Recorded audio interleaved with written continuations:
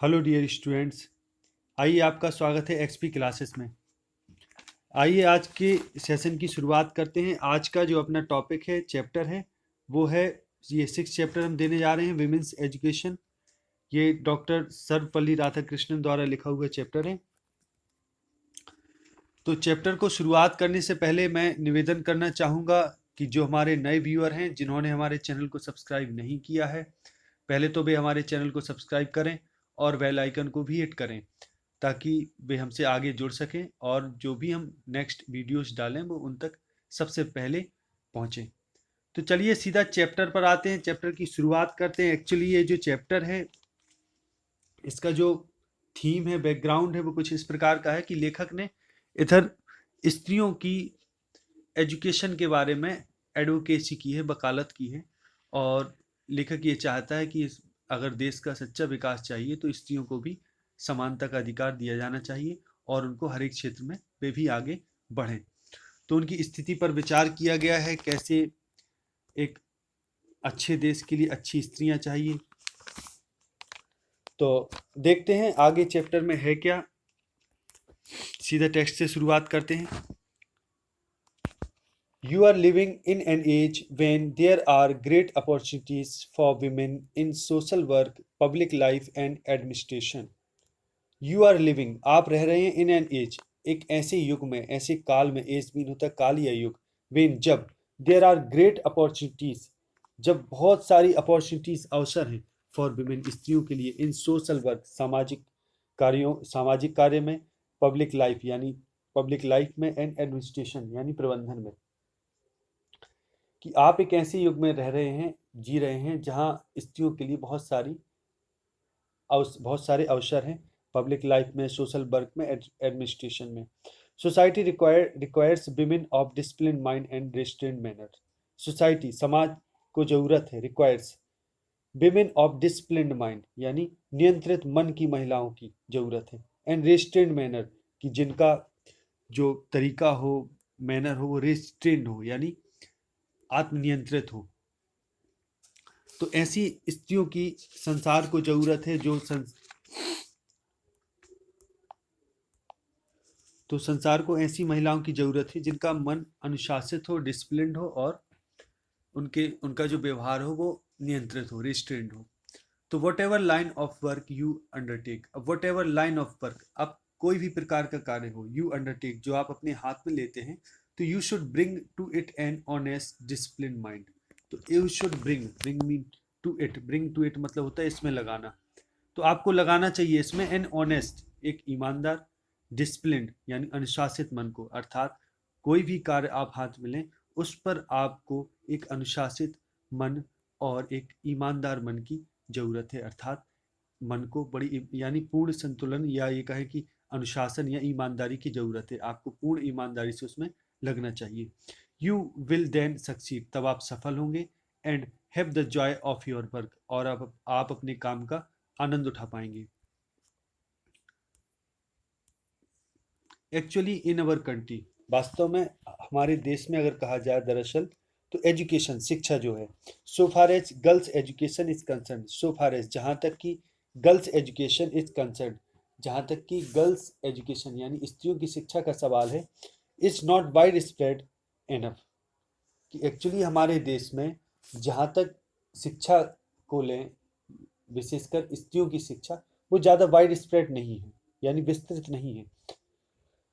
So, every institution which contributes to the education of girls is worthy of recognition and encouragement. So, every institution, इसलिए प्रत्येक वो संस्थान which contributes, जो योगदान देता है to the education of girls, स्त्रियों की शिक्षा में योगदान देता है, is worthy of recognition यानी मान्यता के योग्य है, and encouragement और प्रोत्साहन के योग्य है, यानी उसको प्रोत्साहित और उसको मान्यता प्राप्त होनी चाहिए।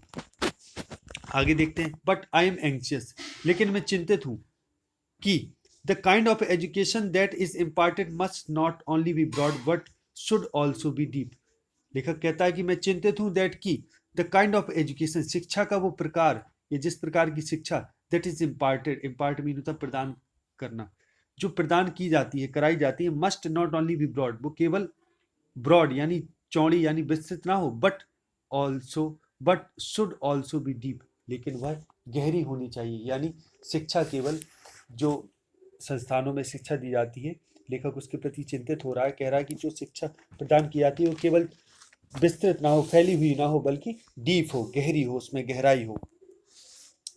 We are lacking in depth, और गहराई में ही कमी है। We are lacking in depth, lack mean होता है कमी होना, इन डेप्थ, डेप्थ मीन गहराई।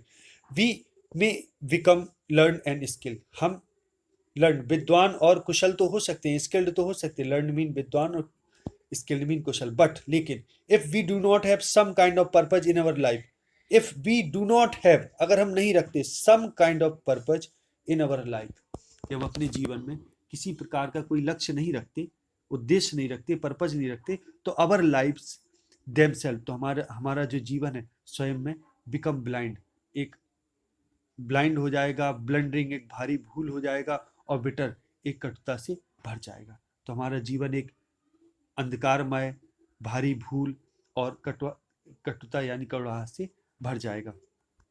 बिटर मीन कड़वाहट।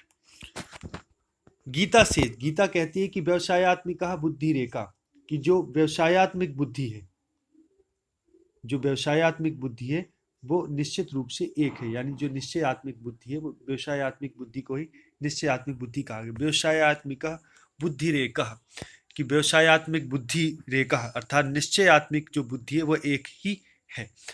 There is single mindedness, a dedication to a single purpose, कि जहाँ for a culture, for a truly cultured mind, अब जो एक वास्तविक कल्चर्ड यानी संस्कृत मन होता है, संस्कृत मन का मतलब सुसंस्कृत मन, एक सभ्य मन, जहाँ एक सभ्य मन होता है, तो there is a single mindedness, a dedication to a single purpose, तो वहाँ सिंगल माइंडेडनेस मीन एकाग्रता, और डेडिकेशन मीन समर्पण होता है, टू अ सिंगल पर्पज, उस एकमात्र उद्देश्य के प्रति समर्पण और एकाग्रता होती है।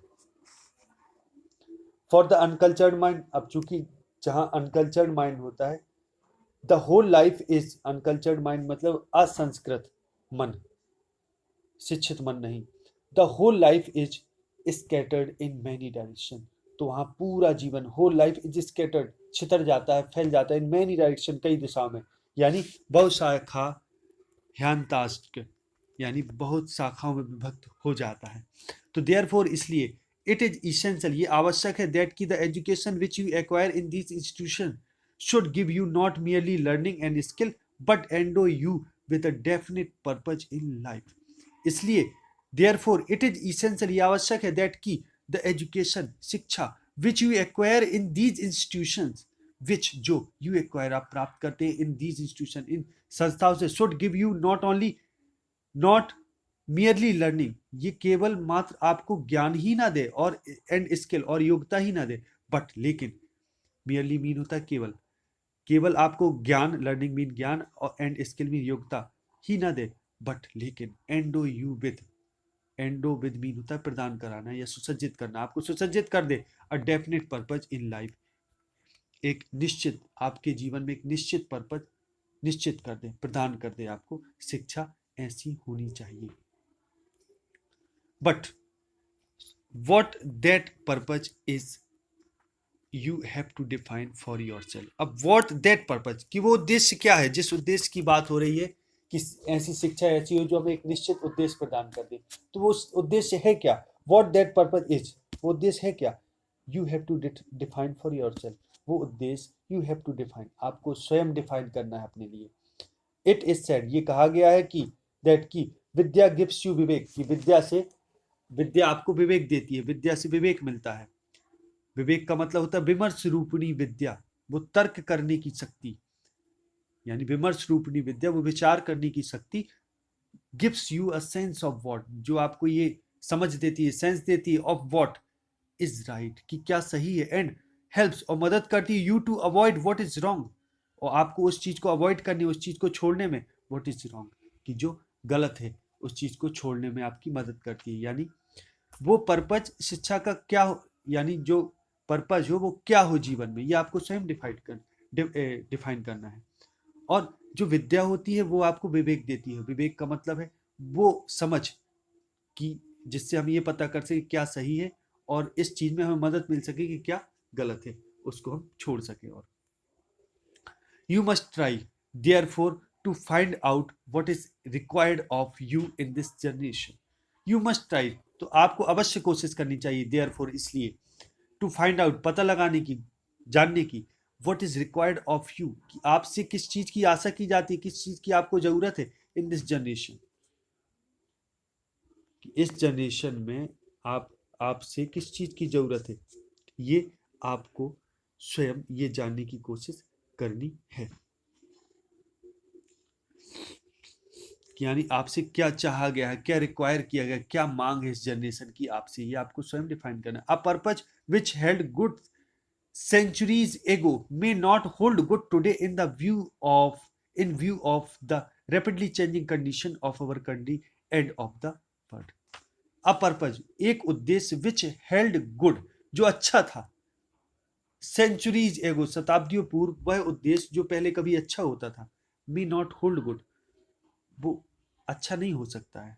होल्ड मीन होता है रखना, होना, टुडे, आज के समय में, in view of the rapidly changing, कि इस व्यू में, इस दृष्टिकोण में, rapidly changing condition of our country and of the world, कि हमारे देश और संसार की जो रैपिडली, जो शीघ्रता से चेंजिंग कंडीशन, अर्थात बदलती हुई जो परिस्थितियां, हो सकता है उनके हिसाब से जो उद्देश्य बहुत पहले, बहुत पूर्व में अच्छा हो सकता आज वो अच्छा नहीं हो सकता, क्योंकि लगातार समय, जो rapidly changing condition of our country, हमारे देश की निरंतर तेजी से अवस्था यानी कंडीशन, शर्तें बढ़ रही हैं और स्थिति बढ़ रही है, और मतलब चेंज हो रही है, और संसार की भी चेंज हो रही है। तो जरूरी नहीं कि जो उद्देश्य पहले अच्छा था, व्यक्ति जिस लक्ष्य को लेकर पहले चलता था, हो सकता आज भी वो अच्छा हो, आज ये जरूरी नहीं है। So the purpose which you adopt in your life, इसलिए द पर्पज, उद्देश्य, विच यू एडॉप्ट, जो आप एडॉप्ट करते हैं, अपनाते इन योर लाइफ, अपने जीवन में, must be adapted to the relevant needs of present generation, must be adapted, वो अनुकूलित होने चाहिए, टू द रिलेवेंट मीन संगत, नीड्स मीन आवश्यकताओं, ऑफ द प्रेजेंट जनरेशन, वो वर्तमान पीढ़ी की संगत आवश्यकताओं के अनुकूल होना चाहिए। यानी जो पर्पज आप अपनाते हो, जो उद्देश्य आप अपने जीवन में बनाते हो, वो वर्तमान समय की संगत जरूरतों के हिसाब से होना चाहिए। Every time we start we use our hymns and end with saying shanti ही शांति ही शांति, कि प्रत्येक बार जब हम कोई कार्य आरंभ करते हैं तो हम ईश्वर की प्रार्थना करते हैं। We use our hymns, hymns मतलब होता है श्लोक आदि हम प्रयोग करते हैं, और एंड अंत में ये कहते हैं, सेइंग ये कहते हुए, शांति ही शांति ही शांति, कि 3 बार शांति शांति का उच्चारण करते हैं। The teacher and the pupils are expected to avoid hitting each other, teacher यानी गुरु और शिष्यों से ये आशा की जाती टू अवॉइड, कि वे छोड़ दें, हिटिंग ईच अदर, एक दूसरे को घृणा करना। कंपैशन, दया, कंपैशन मीन करुणा यानी दया, is the quality which is more characteristic of women than of men, कि जो दया है वो स्त्रियों का ज्यादा गुण है पुरुषों की अपेक्षा। मोर कैरेक्टरिस्टिक, कैरेक्टरिस्टिक मीन गुण, of women than of men, men की अपेक्षा वो स्त्रियों का अधिक गुण है। तो आई रीड रिसेंटली, मैंने हाल ही में पढ़ा, a book which speaks about the decline of womanhood, लेखक कहता है मैंने हाल ही में एक बुक पढ़ी, विच स्पीक, जो बताती है about the decline of womanhood, स्त्री जाति के डेक्लाइन यानी पतन के बारे में बताती है। एंड सेज, और कहती है कि that this is so because, ऐसा इसलिए है क्योंकि there is a decline in compassion, क्योंकि दया में एक कमी आई है, डेक्लाइन पतन आया है, अर्थात स्त्रियों में जो करुणा है, जो दया का भाव है, उसमें कमी आई है, इसलिए स्त्रियों का पतन हुआ। इन अदर वर्ड, दूसरे शब्दों में, the natural quality of woman is compassion, कि स्त्रियों का जो प्राकृतिक गुण है वो है करुणा यानी दया। If you do not have compassion, अगर आपको करुणा नहीं है, अगर आप दया नहीं रखते अपने अंदर, आपके अंदर करुणा नहीं है, कंपैशन नहीं है, तो यू आर नॉट ह्यूमन, आप ह्यूमन नहीं है, आप मनुष्य नहीं है। It is therefore essential for every human being to develop the quality of considerateness, kindness and compassion. इसलिए ये बहुत जरूरी है, इट इज देयर फॉर, इसलिए ये इसेंशियल आवश्यक है फॉर एवरी ह्यूमन, प्रत्येक मनुष्य के लिए, being to develop, human being, प्रत्येक मनुष्य के लिए, टू डेवलप, ये विकसित करने के लिए जरूरी है कि विकसित करे द क्वालिटी ऑफ कंसिडरेशनेस, विचारशीलता, यानी दूसरों की भावनाओं को समझना। कंसिडरेटनेस मीन होता है विचारशीलता, यानी दूसरों की भावनाओं को समझे। काइंडनेस, दया, और कंपैशन, करुणा, यानी ये बहुत जरूरी है कि प्रत्येक मनुष्य अपने अंदर ये सारी क्वालिटीज डेवलप कर ले। समझदारी यानी विचारशीलता, दया और करुणा। विदाउट दीज क्वालिटीज, बिना इन गुणों के, we are only human animals, हम केवल मनुष्य के रूप में जानवर हैं, यानी नर पशु हैं। नॉट मोर देन दैट, और इससे ज्यादा और कुछ भी नहीं है। नॉट मोर देन दैट, और इससे ज्यादा और भी कुछ नहीं है। There is a famous verse which tells us संसार विष वृक्षया, एक फेमस कविता है, पद है कि जो हमें बताती है, एक फेमस वर्स है यानी श्लोक कह लें या कविता कह लें, विच टेल्स जो हमें बताती है संसार विष वृक्षया, कि संसार विष रूपी वृक्ष है। इन दिस इम्परफेक्ट बर्ड, कि इस अपूर्ण संसार में, संसार यानी बर्ड मीन संसार, there are two fruits of imitable quality, दो ऐसे फल हैं जिनको अनुकरण किया जा सकता है, जिनके हिसाब से चला जा सकता है। दो यानी संसार में इमिटेबल क्वालिटी के दो गुण हैं। इन दिस इम्परफेक्ट बर्ड, इस अपूर्ण संसार में, इम्परफेक्ट बर्ड यानी संसार यानी अपूर्ण संसार में, देयर आर टू फ्रूट्स, दो फल हैं, ऑफ इन इमिटेबल क्वालिटी यानी अद्वितीय गुण वाले दो फल हैं। They are the study of our great classics, classics mean साथ, वे क्या है? The study of our great classics and communion with great minds, great minds mean होता महान लोग, कम्युनियन विद मीन सत्संग, यानी दो जो फल हैं वे, उनमें से दो फल क्या हैं? पहला फल है the study of great classics, कि महान शास्त्रों का अध्ययन, और दूसरा है कम्युनियन विद ग्रेट माइंड्स, यानी महान लोगों का सत्संग। These two are the things, ये दो जो वही चीजें हैं, which would men's mind and heart, जो व्यक्ति के मन और हर्ट को यानी हृदयों को, मनों और हृदयों को ढाल सकती है, मुट कर सकती है। आई एम एंग्जियस, मैं चिंतित हूं, दैट की our great classics should be study, मैं इस चीज के लिए चिंतित हूं कि हमारे जो महान जो शास्त्र हैं, शुड बी स्टडीज, उनका अध्ययन होना चाहिए। And the classics of all countries of which we are the inheritors, और वो सारे क्लासिक्स यानी वो सारे महान ग्रंथ, वो सारे the classics of all countries, उन सारे देश के शास्त्र, ऑफ विच जिसके, वी आर द इनहेरिटर्स, जो हमसे संबंधित है या जिनके हम इनहेरिटर्स हैं यानी वंशज हैं, उन वे सारे क्लासिक्स अध्ययन, उन सब का अध्ययन होना चाहिए। It is a small dialogue in an Upanishad that a question is put, एक छोटा सा संवाद है, डायलॉग है एक उपनिषद में, दैट की अ क्वेश्चन इज पुट, कि जिसमें एक क्वेश्चन पूछा गया है, क्वेश्चन पुट किया गया है, पूछा गया है कि what constitute the essence of good life, कि व्हाट कॉन्स्टिट्यूट क्या स्थापित करता है, यानी जीवन का सार क्या है, कि अच्छे जीवन का सार क्या है। What constitutes the essence of good life, essence mean सार, कॉन्स्टिट्यूट मीन होता है स्थापित करना, कि जीवन का सार क्या है, जीवन का सार क्या स्थापित करते हैं, अर्थात कहने का मतलब है जीवन का सार क्या है। What constitute the essence of life, the teacher replied, इस पर गुरु उत्तर देता है, didn't you hear the answer, क्या तुमने आंसर नहीं सुना, उत्तर नहीं सुना।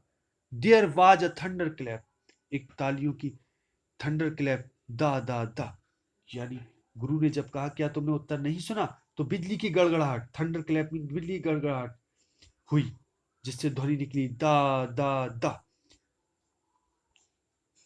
इमीडिएटली, तुरंत ही, द टीचर एक्सप्लेन, तुरंत ही टीचर ने उसको एक्सप्लेन किया, दैट की these were the essence of good life, दम दान दया, कि यही वो जीवन के सार हैं। क्या? अच्छे जीवन के सार है क्या? दम, दान और दया, यानी जो तीन बार दा दा दा हुआ, पहले दा का मतलब है दम, दूसरे का दान और तीसरे का दया। टीचर ने उसको एक्सप्लेन किया। I am anxious, they constitute the essential of good life. They constitute, वे स्थापित करते हैं, the essential of good life, यही जो ये तीन तत्व हैं, यही जीवन के सार को स्थापित करते हैं, जीवन के सार को निर्मित करते हैं। यानी यही तीन वो आवश्यक तत्व हैं। इसेंशियल्स ऑफ गुड लाइफ यानी तीन आवश्यक तत्व हैं। इसेंशियल्स मीन आवश्यक तत्व है, गुड लाइफ एक अच्छे जीवन की। यू मस्ट हैव दम ऑफ सेल्फ कंट्रोल, आपके पास दम होना चाहिए यानी सेल्फ कंट्रोल, आत्मनियंत्रण, रेस्ट्रेंट जिसको बोलते हैं आत्मनियंत्रण, which is the mark of human being, जो मनुष्य होने का एक चिन्ह है। अगर आपके पास सेल्फ कंट्रोल है तो ये यानी आत्मनियंत्रण है, रेस्ट्रेंट है आप, तो यही मनुष्य होने का एक प्रमाण है, एक मार्ग है, चिन्ह है। इन द रामायण में when Lakshman sets out for the forest, जब लक्ष्मण जंगल के लिए प्रस्थान करते हैं तो हिज मदर टेल्स हिम, तो उसकी माँ उससे कहती है, look upon Ram as your father, look upon Ram as your father, कहती है राम को अपने पिता दशरथ के समान मानना, देखना, लुक अपॉन करना Dasharath, look upon Ram as your father Dasharath, look upon Sita as myself, कि सीता को स्वयं मुझे ही मानना, एज योर मदर अपनी माँ के रूप में, look upon the forest as Ayodhya, और अयोध्या को यानी जंगल को अयोध्या मानना, गो माई डियर, अब जाओ मेरे प्रिय, ऐसा कहकर माँ उसको ये संदेश देती है लक्ष्मण को। There are ever so many thrilling stories in our classes, there are ever हमेशा से, सो मैनी थ्रिलिंग रोमांचित करने वाली स्टोरीज रही हैं हमारे क्लासिक शास्त्रों में, which will instil into us great moral strength, which will instil into us, instil mean होता है, इंस्टिल इनटू मतलब होता है निरंतर प्रयास से किसी के मन में कोई बात डाल देना, अस, जो अगर हम निरंतर उन क्लासेस को पढ़ें तो हमारे दिमाग में मोरल स्टैंड यानी नैतिक शक्ति, नैतिक बल प्रवेश कर जाए, which will lay down for us the line on which we have to conduct ourselves, कि अगर हम निरंतर इनको पढ़ें तो हम में सारी नैतिक शक्ति भर जाए जो हमारे आगे ऐसी रूपरेखा प्रस्तुत कर दे जिन पर हमें चलना होता है, यानी which will lay down जो बिछा दे, for us हमारे लिए, the lines वो रूपरेखा यानी वो पंक्तियां, on यानी वो लाइन, on which जिस पर we have to conduct ourselves जिन पर हमें स्वयं चलना होता है। यानी अगर हम शास्त्रों को निरंतर पढ़ेंगे तो हमें मोरल स्ट्रेंथ आएगी, और वो मोरल स्ट्रेंथ आएगी जो हमारे आगे ऐसी रूपरेखा प्रस्तुत कर देगी जिस पर हमें चलना होता है। Give us good women, we will have a great civilization, कहा गया है कि हमें एक अच्छी महिलाएं दो, हम we will have a great civilization, हमको एक महान, हमारे पास एक अगर अच्छी महिलाएं होती हैं तो हमारे पास एक महान सभ्यता होगी, great civilisation. Give us good mother, हमें अच्छी माएँ दो, अच्छी माएँ दो यानी अच्छी माँ दो, which will have a great nation, अगर अच्छी माँ हमारे पास होती है, अच्छी माताएं होती हैं तो हमारा देश एक महान देश होगा, we will have a great nation, एक महान देश हमारे पास होगा। When you talk about education, जब आप शिक्षा के बारे में बात करते हैं, when you talk about education, जब आप शिक्षा के बारे में बात करते हैं तो you have several AIIMS in view, तो आपकी नज़र में कई उद्देश्य होते हैं।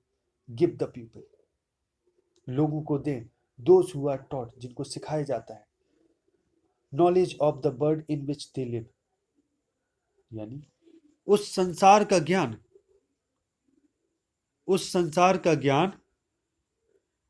Knowledge of the world in which they live, जिसमें वे रहते हैं। अब वो कौन सा ज्ञान है? साइंस यानी विज्ञान, हिस्ट्री, जियोग्राफी,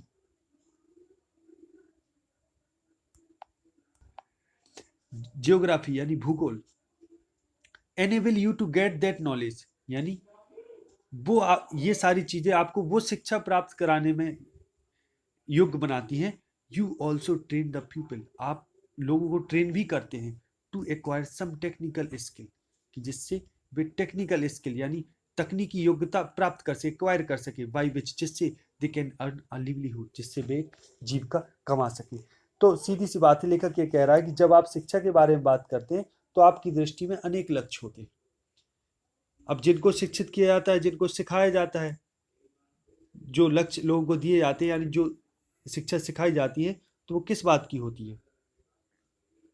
जिसमें विज्ञान, इतिहास, यानी उस संसार की नॉलेज होती है जिसमें हम रहते हैं, जिसमें साइंस, हिस्ट्री, जियोग्राफी वगैरह नॉलेज हमें प्राप्त कराई जाती है, जो हमें इस योग्य बनाती है कि वो हम नॉलेज प्राप्त कर सकें, कि जिससे कुछ तकनीकी हमको ज्ञान अर्जित हो जाए और जिसके द्वारा अपनी जीविका को उपार्जन कर सकें, और लोगों को प्रशिक्षित करते हैं जिसके माध्यम से, यानी ट्रेन करते हैं लोगों को। तो there are still accepted the word over as the object of education.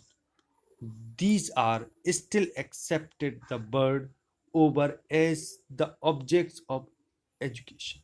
These are still accepted, ये अभी भी ये स्वीकार किए गए, the bird over पूरे संसार में as the object of education, यानी यही सारी चीजें साइंस, हिस्ट्री, जियोग्राफी वगैरह ही ये शिक्षा के उद्देश्य के रूप में पूरे संसार में स्वीकार किए गए। Knowledge of the bird in which you live, उस यानी वो शिक्षा जिसमें knowledge of the bird in which you live, उस संसार का ज्ञान होता है जिसमें आप रहते हैं। एंड टेक्निकल स्किल, वो तकनीकी योग्यता by which you can earn livelihood, और जिससे आप अपनी जीविका कमाते हैं, ये सब सिखाया जाता है।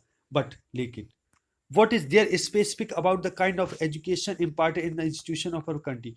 What is there specific, अब विशेष क्या है about the kind of education imparted in the institution of our country, कि अब लेकिन अब वो स्पेशल बात क्या है, वो what is there specific, specific मतलब विशेष, about the kind of education, उस शिक्षा की विशेष प्रकार में, kind में, imparted in यानी वो कौन से प्रकार की विशेष शिक्षा है जो प्राप्त कराई जाती है, इम्पार्ट की जाती है, हमें विदित कराई जाती है इन द इंस्टीट्यूशन, उन संस्थानों में फॉर कंट्री, कि अब किस प्रकार की शिक्षा जो हमें हमारे देश के संस्थानों में प्राप्त कराई जाती है, वो क्या है, उसमें क्या विशेष है।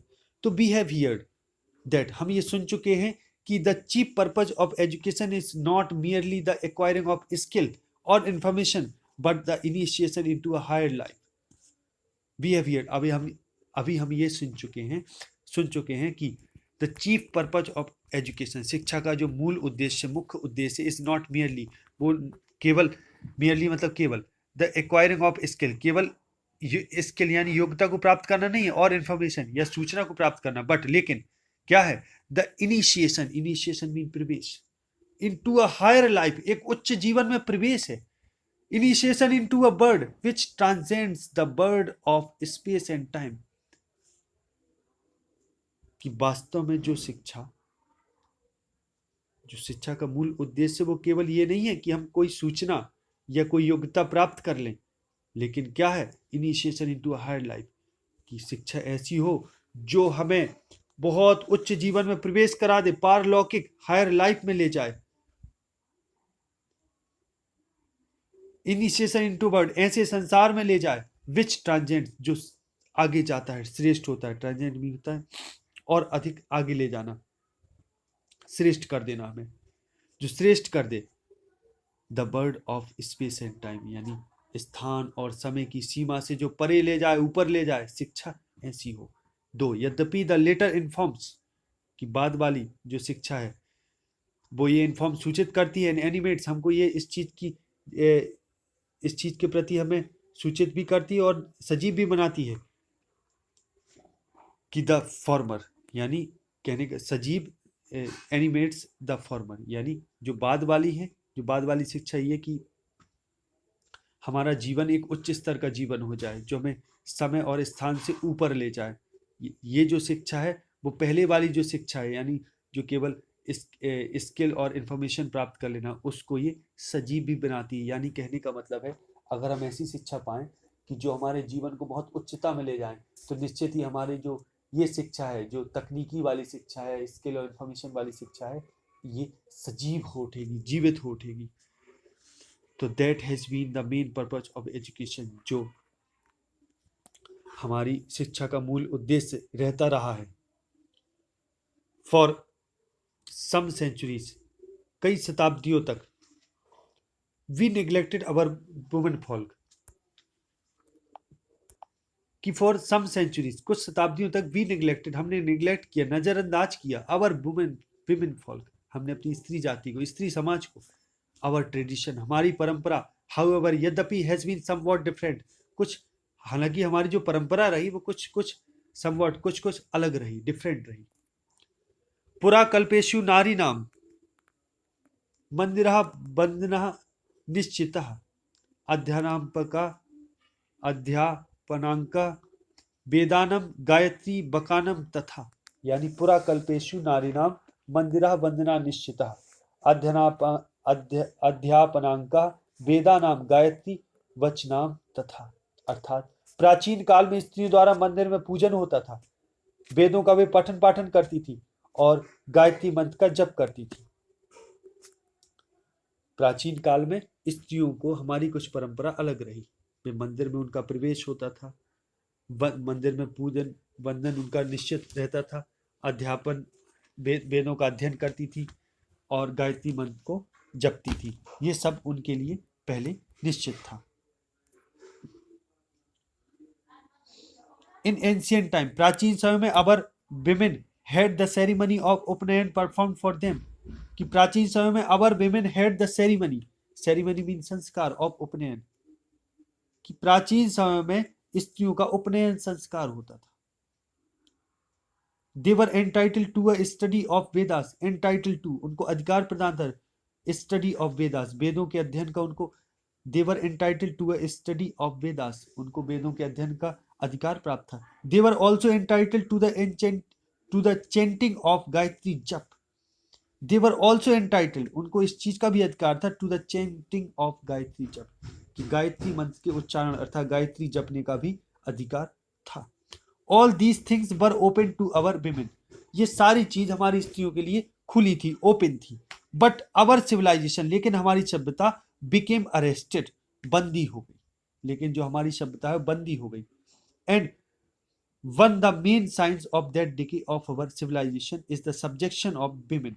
और जो one the main science of that decay, और उस पतन, उस डिके का जो मेन मुख्य चिन्हों में से जो एक चिन्ह है वो है ऑफ अवर सिविलाइजेशन, हमारी सभ्यता की पतन का जो मुख्य चिन्हों में से, मुख्य संकेतों में से जो एक मेन संकेत है वो क्या है, is the subjection of women, स्त्रियों का की पराधीनता, सब्जेक्शन। आफ्टर इंडिपेंडेंस, स्वतंत्रता के बाद, आफ्टर इंडिपेंडेंस यानी स्वतंत्रता के बाद, through the exertion of Mahatma Gandhi, Mahatma Gandhi के प्रयासों से, थ्रू मतलब होता है से, एक्सर्शन मीन प्रयास ऑफ महात्मा गांधी, महात्मा गांधी के प्रयासों से अ रिवोल्यूशन, एक क्रांति, has been effected in our country, हमारे देश में एक क्रांति प्रभावित हुई, अर्थात एक हमारे देश में क्रांति आई। एंड विमेन, और स्त्रियां are coming into their own, coming into their own का मतलब होता है अपने सम्मान को फिर से प्राप्त कर रही हैं, और स्त्रियां अपने सम्मान को स्वयं फिर से प्राप्त कर रही हैं, अर्थात वे स्वयं अपने ऊपर अपने बल से खड़े हो रही हैं, या ये कहें कि और विकसित हो रही हैं। तो इस तरीके से ये चैप्टर समाप्त होता है। आशा करता हूँ आपको ये चैप्टर बहुत पसंद आया होगा। तो अधिक से अधिक इसको लाइक करें, कमेंट करें और शेयर करें, और आगे भी हमसे जुड़े रहें। नेक्स्ट वीडियो में मिलते हैं बाद में, तब तक के लिए नमस्कार, जय हिंद, जय भारत, वंदे मातरम।